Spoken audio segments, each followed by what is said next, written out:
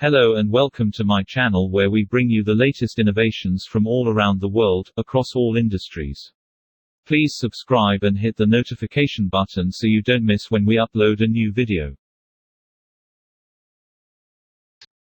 Space missions are often very long, and in that time the human body is exposed to conditions not found on Earth. It will probably not come as a surprise to you when I tell you that the space environment does not offer conditions for which humans were made for. Space is actually quite a hostile environment for humans. In this video we shall be looking at what happens to the human body in space. Space exposes the astronauts to massive amounts of radiation, and the crews have to live autonomously in isolation and in what's effectively like a giant tin can. While astronauts on the International Space Station are still quite protected from space radiation, on the Moon or Mars, or even further in deep space, conditions are very different.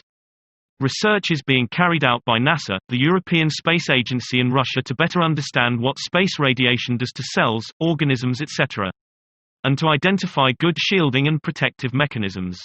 Space also exposes astronauts to zero-gravity conditions, which has an impact on their bodies, and all these factors have a direct impact on the feasibility and success of such long-duration exploration missions with a human crew. The rapid change of gravity in space can cause a loss of bone density of up to 1% a month. This could lead to osteoporosis-related fractures and long-term health problems. Lack of gravity can also cause body fluids to shift upwards, which may cause swelling, high blood pressure and vision and organ problems. Nutrition and exercise become very important, and special measures like medications and body cuffs aim to reduce the risk of long-term medical problems associated with muscle and bone wastage.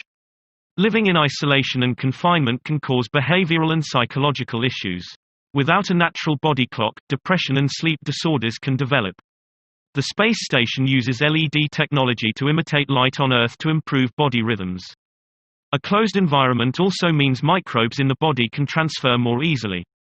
The environment can weaken the immune system, so urine, saliva and blood samples are carefully monitored to make sure dormant viruses have not been reactivated. Radiation exposure is far higher in space than it is on Earth. Without the shielding of Earth, you could be more at risk of cancer and damage to the nervous system.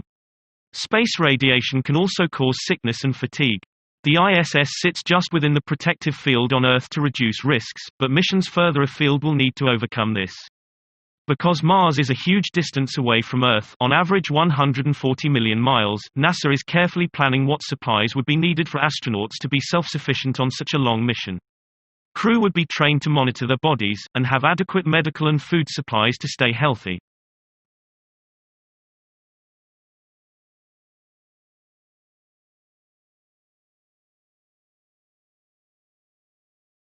Now here are a few examples experienced and reported by different astronauts upon return to Earth.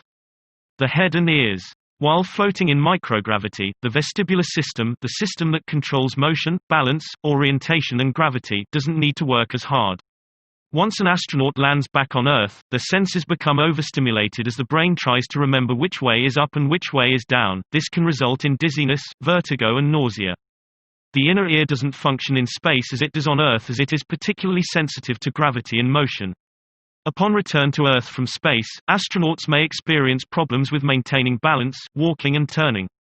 In the first 24 hours of being back on Earth, British astronaut Tim Peake said he experienced dizziness and vertigo every time he moved his head and described it as akin to the world's worst hangover in terms of everything that's going on in your head. The eyes. Tim Peake noticed his eyesight changed in space and speculated this was down to carbon dioxide or intracranial pressure. His eyeballs changed shape and he needed reading glasses after his return to Earth. Pressure on the optic nerve caused by microgravity can give astronauts on short missions blurred vision, sometimes for life. The heart. The cardiovascular system is massively influenced by gravity. In space, the heart becomes much smaller and the blood volume decreases. The longer the space flight, the more problematic the changes. 80% of astronauts experience low blood pressure once they return. As a result, they are prohibited from driving 3 weeks after landing. Tim Peake's heart aged by a whopping 20 years after his time on the ISS. The muscles. Although Tim Peake ran a marathon in space, he still lost a lot of muscle, both skeletal muscle mass and strength. Research suggests that muscle strength is reduced by 30% after spending 110 to 237 days in microgravity. The bones. Astronauts can lose up to 1.5% of their bone mass for every month they are in space. 97% of the loss occurs in the weight-bearing bones, such as the pelvis and legs. Astronauts are far more likely to break their bones in the first year of returning to Earth. While Tim Peake said, after a month of being on the ground, most of his body's results had returned to how they were pre-launch level, his bone density would return to normal much later on, maybe a year or two later. The legs. Astronauts experience an extreme heaviness in the limbs after landing. This is because the fluids flow from the head and upper body back to the lower body. Muscle atrophy causes reduced blood flow to the lower limbs. The legs are also at high risk of fracturing on return to Earth. Height. It's not all bad.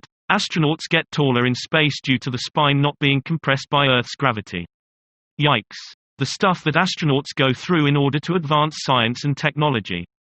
So, don't say, did we really land on the moon? Do say, one giant leap for mankind. Thank you for watching. Please like, comment, share and subscribe to my channel for more awesome news on technology innovations. Cheers.